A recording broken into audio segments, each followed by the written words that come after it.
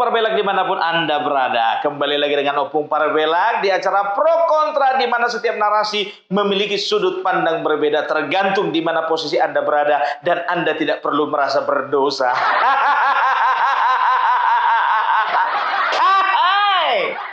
Jadi hari ini kita akan bahas mengenai dimunculkannya satu benda keramat yang bernama ijazah Bapak Joko Widodo yang asli. Saking keramatnya mulai dari 4 tahun yang lalu sampai sekarang diperbincangkan. Dan kemarin di Polda Metro Jaya penyidik membuka segelnya dan semua sama-sama terkejut. Wow, ternyata ada loh aslinya. Aku sudah bisa membayangkan sebagian besar dari tersangka dan juga kuasa hukum tersangka itu pasti terkejut. Termasuk salah satunya adalah pengacaranya Egy Sujana. Katanya dengar-dengar dia sampai hampir menangis. Karena apa? Dia menangis bukan karena terharu, bukan. Karena dia tahu ternyata aslinya ada. Ternyata kayaknya ini klienku ini udah gak terselamatkan lagi. Dan kalian tahu sebetulnya ada 3 negara yang harus bertanggung jawab terhadap penetapan tersangka dari Roy Suryo, Tiba dan juga Rismon. Apa itu? Negara Rusia, negara Cina, dan juga Amerika Serikat. Apa hubungannya, Opung? Loh, kalian apa tidak ingat bahwasannya kemarin Tiba pernah mengatakan sudah berkirim surat ke Xi Jinping, sudah berkirim surat ke Vladimir Putin, dan juga sudah berkirim surat ke Donald Trump. Artinya usaha mereka untuk menyurati negara-negara tersebut ternyata sia-sia. Sia-sia. Lapet sama kau Tiba. Coba bayangkan kalian coba. Kurang apa lagi coba dukungan dan support kepada Tiba. Sampai sekarang yang katanya surat dari senator Amerika sampai sekarang tetap menjadi rahasia. Mana nggak dibuka suratnya. Tapi begitu mereka melihat ijazah Bapak Joko Widodo, mata mereka terbelalak. Terbelalak. Tapi walaupun sudah ditunjukkan si Tiba, Roy Suryo dan Rismon tetap berusaha mengelak. Katanya apa? Memang kelihatan memang ada embosnya tapi sedikit. Kelihatan ada watermarknya sedikit. Itu klarifikasi pertama, konferensi pers pertama. Begitu di televisi dikonfrontasi oleh tim kuasa hukum Bapak Joko Widodo, apa kata Roy Suryo? Nggak ada. Watermarknya nggak ada. Oh enggak. Itu perlu diperiksa lagi tuh. Enggak. Menurut saya itu palsu. Enggak. Mana ada? Enggak. Itu enggak betul. Enggak betul. Perlu diperiksa lagi tuh, perlu diperiksa. Tahu kalian model-modelnya Roy Suryo ngajak dia berdebat sama kayak ngajak orang Gigo berdebat. Orang Gigo kan begitu, enggak diajak ngomong sendiri dia.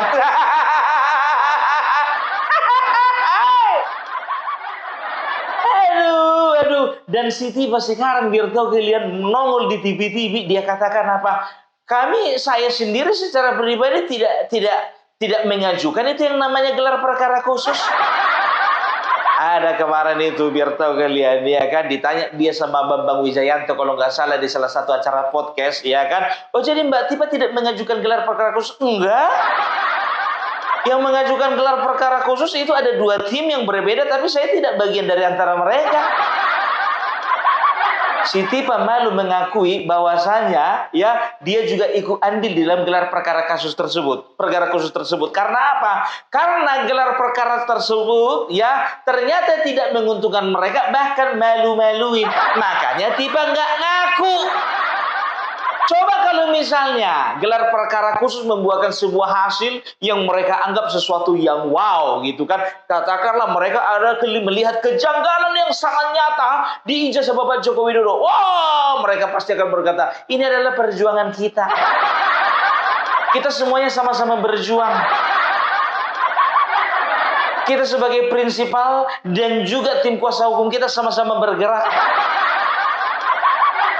Itu kalau misalnya mereka menemukan sesuatu yang wow. Tapi kalau mereka tidak menemukan sesuatu yang wow dan juga tidak menambah progres daripada kasus mereka, ya mulailah ini lempar batu sembunyi tangan. Ada yang mulai cuci tangan. Ada yang mulai nangis-nangis.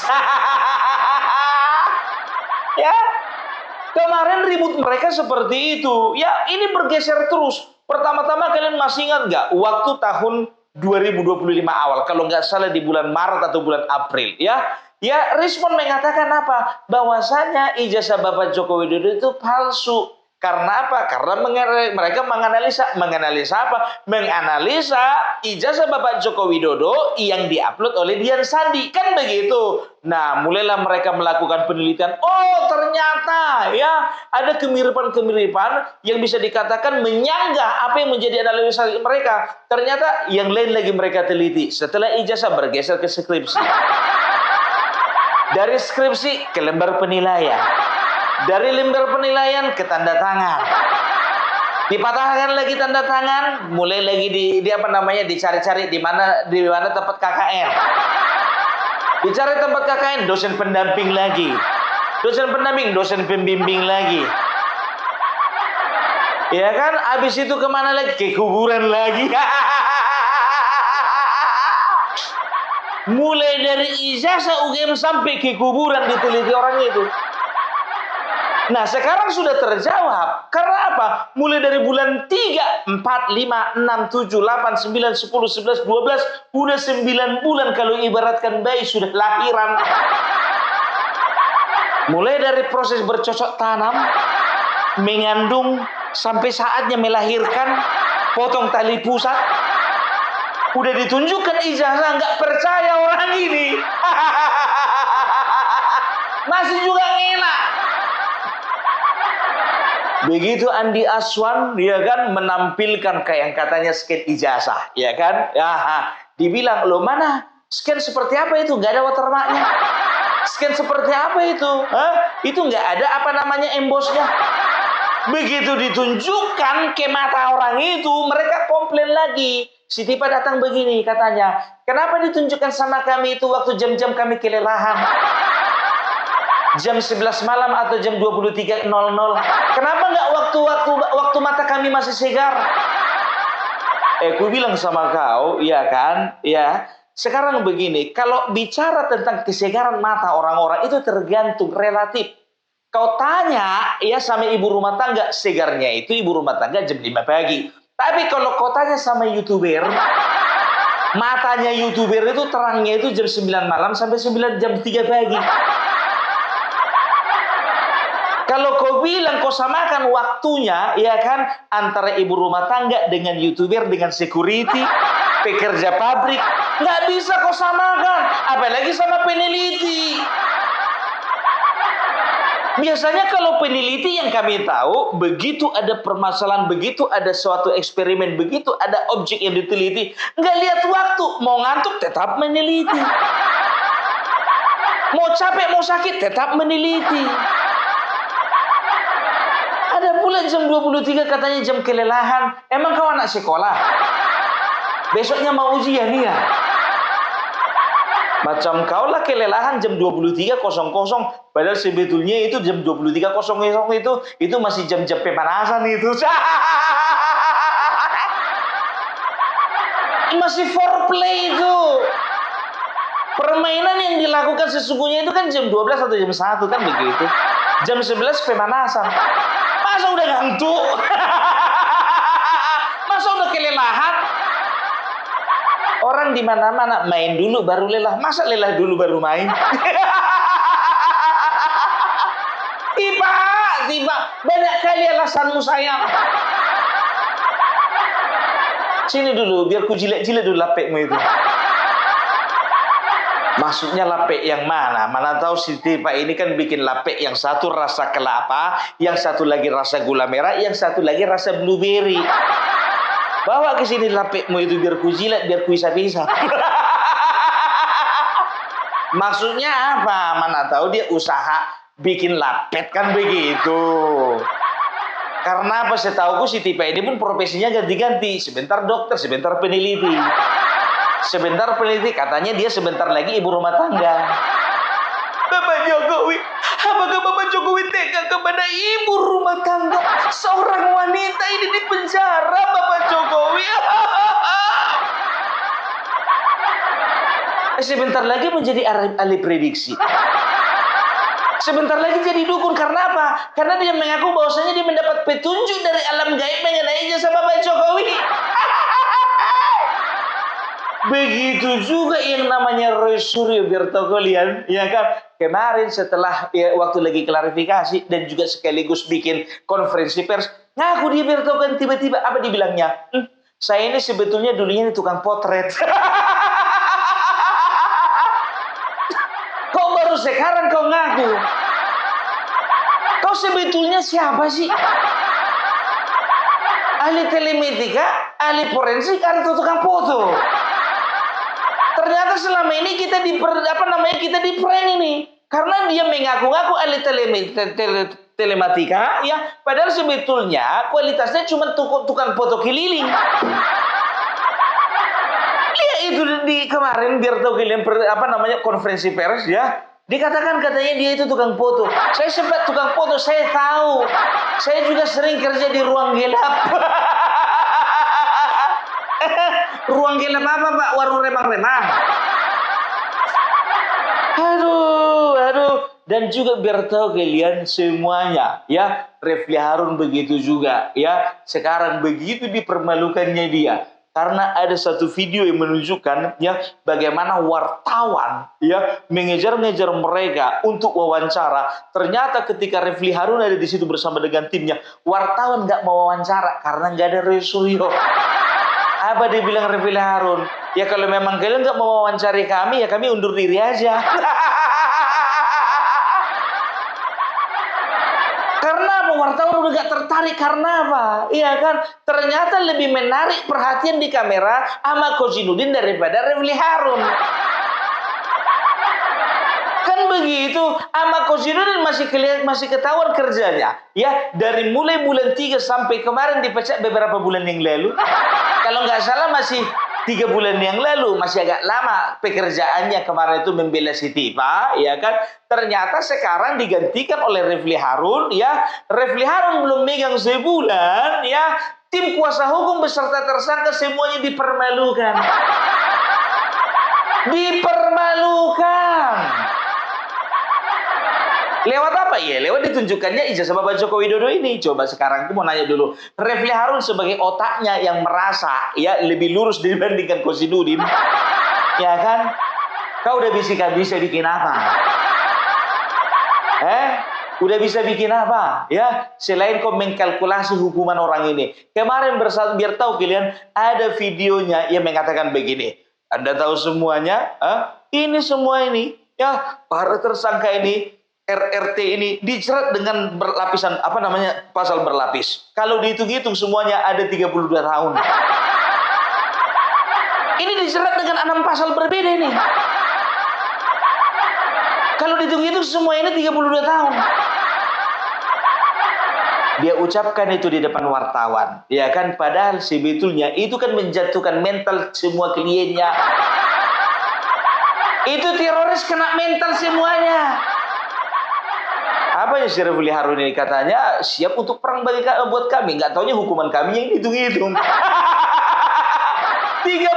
tahun, bayangkan kalian.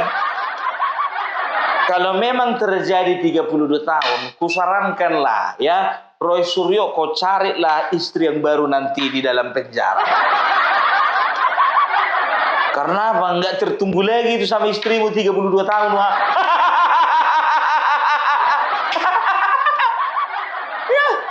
Dan juga Tifa, ya kan, kalau Tifa misalnya contohnya kalau memang betul-betul 32 tahun Tifa, lebih bagus korelakan suamimu itu sama yang lain.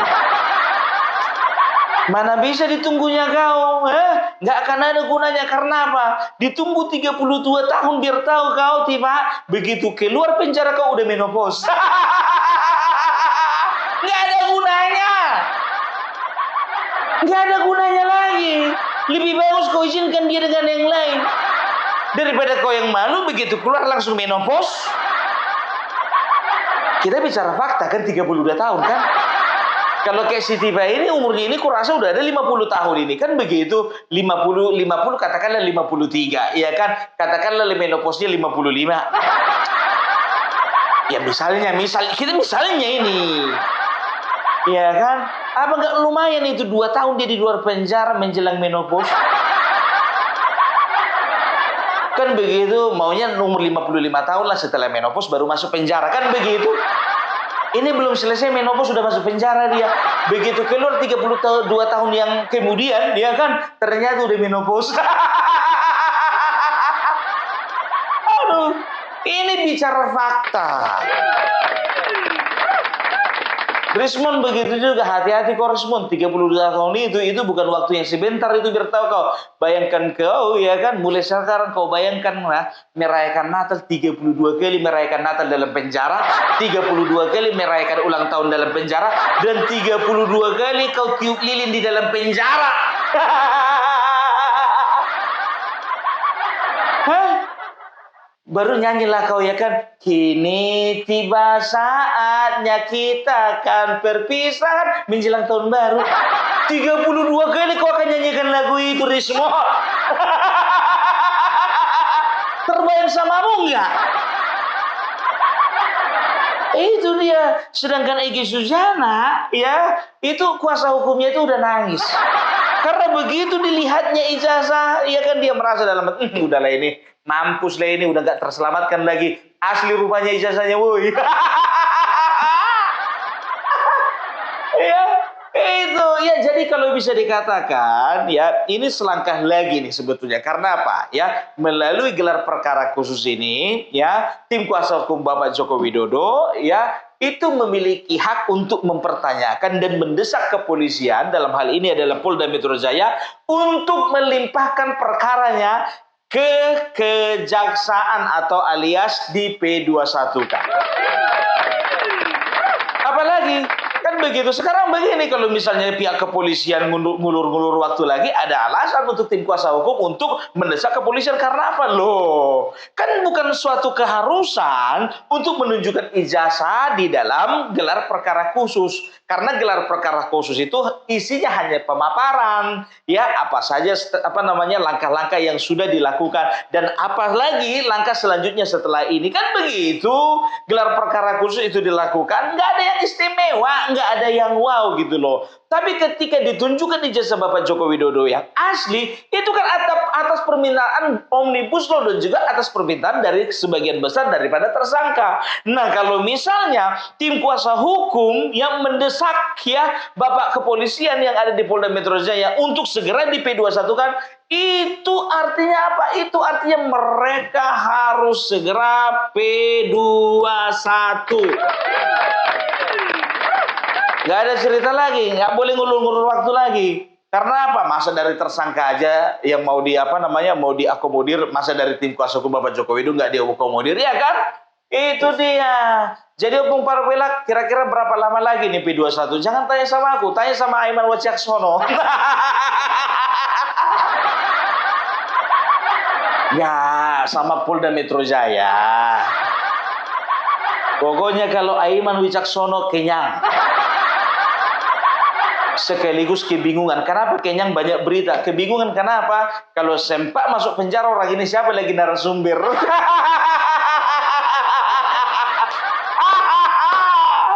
Karena ya acara yang paling rakus dengan narasumber ya orang ini. Dan narasumbernya pun juga rakus-rakus. Tiba, Rismon, Roy Suryo, mereka rakus itu. Tahu kenapa rakus? Rakus kamera, maunya mereka aja yang ngomong. Apalagi si Roy Suryo, udah aku bilang sama kalian, berdebat samanya ini sama dengan berdebat dengan orang yang lagi ngigo. Kita ngomong di sana ngomong sendiri dia. Aduh, ya. Jadi kita doakan ya supaya benar-benar nanti kepolisian akan melakukan langkah-langkah selanjutnya ya sesuai dengan prosedur. Amin. Itu dia. Kan udah aku bilang ya, kalian itu di dalam kehidupan ini harus bijaksana ya. Aku udah sarankan sama kalian. ya ikuti ya mentor yang baik. Siapa mentor yang baik? Ya, contohnya Bapak Bambang Pacul. Bambang Pacul pernah mengatakan bahwasanya jangan pernah lawan orang baik. Ini kalian lawan orang baik. Ya kan begitu. Beginilah akibatnya. Punya mentor tuh kayak Bambang Pacul. Jangan kayak Amin Rais. Makanya tenggelam kalian. Gara-gara Amin Rais lah mentor kalian mengatakan Joko Widodo penipu. Joko Widodo adalah pembohong. Joko Widodo adalah pendusta. Saudara-saudara, saya mau mengatakan bahwasanya Joko Widodo yang merupakan adalah orang paling rakus sedunia,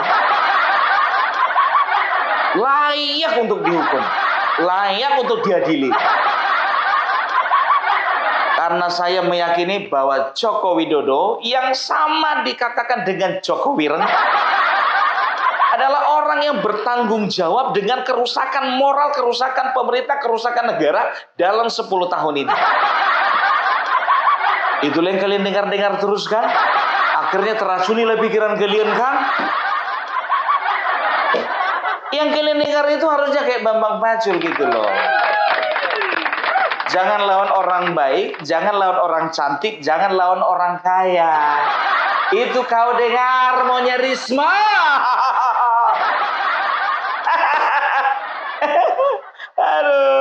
Aduh, ya. Jadi kita akan melihat ya, dimanapun mereka muncul, ya mereka akan selalu mengelak dan mengatakan bahwasanya, ya ijazah Bapak Joko Widodo itu memang asli, tapi fotonya palsu. Sekarang fotonya palsu katanya. Mulai itu Muhammad Taufik ya kan mengatakan ijazah Joko Widodo yang asli katanya dibangga-banggakan. Ternyata masih diragukan fotonya foto beliau. Begitu juga Rustam Effendi. Kemarin aku lucu kali ngeliat orang yang beritahu kalian. Kan ku pantau terus tuh ya kan. Ada beberapa video ketika mereka ya meringsek masuk ke dalam area kantor polisi di Polda Metro Jaya ya menjelang gelar perkara khusus, ketawa-ketawa semuanya. Sampai ada yang teriak-teriak orang itu, hancurkan termul, hancurkan termul, hancurkan termul. Apa hubungannya sama termul? Ternyata mereka biar tahu kalian setelah sebelum gelar perkara ya kan bersuaralah si Kurnia, bersuaralah si Rizal Fadila ya. Kita akan buktikan bahwasanya yang kita perjuangkan ini adalah untuk kepentingan umum. Kenapa kita di saat mencari kebenaran kita dikatakan melakukan tindakan pidana? Pidananya di mana? Aku udah mau bilang sama dia, Bapak udah kebanyakan minum Pertalite ya. Begitu selesai gelar perkara khusus, diam. Mingkem. Mulut yang tadinya ya penuh dengan asap-asap Pertalite. Iya kan, hitam dia, mingkem dia, mingkem. Diam aja dia. Diam aja kayak motor kekurangan bensin. Nggak ada tenaga. Begitu juga Rustam Effendi, ya kan?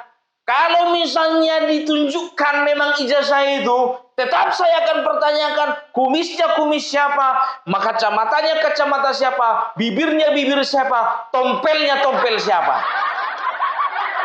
Oh enggak, Pung, enggak ada ikut tompelnya, Pung. Kalah dia ya kan. Begitu setelah selesai gelar perkara khusus, ku tengoklah videonya biar tahu kalian mukanya menyedihkan. Kata-katanya kata-kata yang sama, iya kan? Tapi nadanya agak ngenes gitu loh, ngenes. Kalau bahasa Jakartanya agak ngenes. Agak mulai rendah nada bicaranya. Ya memang kita sudah melihat ijazahnya, tapi saya tetap akan pertanyakan, ya itu kumis-kumis siapa, mata-mata siapa, kacamata siapa. Ya, dan dia bikin hoax lagi kemarin ya, sebelum dia menyaksikan gelar perkara khusus dikatakan apa? Saya tahu itu fotonya foto palsu. Ada yang mengadakan itu. Ada yang membuatnya itu. Saya tahu orangnya. Itu pula kau bilang ya, bikin hoax kau di kantor polisi. Lapet. Ya begitu keluar ya kan setelah selesai gelar perkara khusus. Lemas lutut abang deh. Kenapa bang kebanyakan goyang? Jadi nggak bisa lagi digoyang bang, nggak bisa lagi abang menggoyang deh. Udah lemas lutut abang deh. Gemetaran melihat ijazah bapak. Diam semua, ya kan? Si Rismond begitu juga, taunya dia gak ada itu. Menurut teks gambar apa ya, kami melihat bahwasanya ada kejanggalan. Padahal waktu di dalam katanya, waktu di dalam itu ya, itu tim kuasa hukum dan juga tim kuasa hukumnya Bapak Joko Widodo dan juga tim kuasa hukumnya Roy Suryo beserta dengan tersangka lainnya itu melihat, ya kan? Dan ekspresi mereka kata, ih, ada rupanya imbosnya, ada rupanya watermarknya, ada rupanya ijazahnya. Terkejut. Aduh ya. Jadi ya mereka itu ketika di dalam terkejut semua, yang begitu di luar bernyanyi dengan nada suara yang lain. Liriknya ganti lirik orang itu, ya kan? Dia mengatakan bahwasanya fotonya ada kejanggalan. Ngarang lagi karena apa? Karena kontrak sama Bohir belum habis. Diduga dan bertanya-tanya, ya kan? Opung Parbela kan masih nanya di sini, ada Bohir nggak? Kalau nggak ada bagus, kalau ada ya siap-siap aja. Kan begitu ya. Jadi itulah dulu dari Opung Parbelak di acara pro kontra ini. Jadi setiap narasi yang disampaikan Opung Parbelak ya itu terserah, ada yang pro, ada yang kontra ya. Itu memiliki sudut pandang yang berbeda tergantung di mana posisi Anda berada ya, dan Anda tidak perlu merasa berdosa. Salam Parbelak, salam NKRI, NKRI harga mati.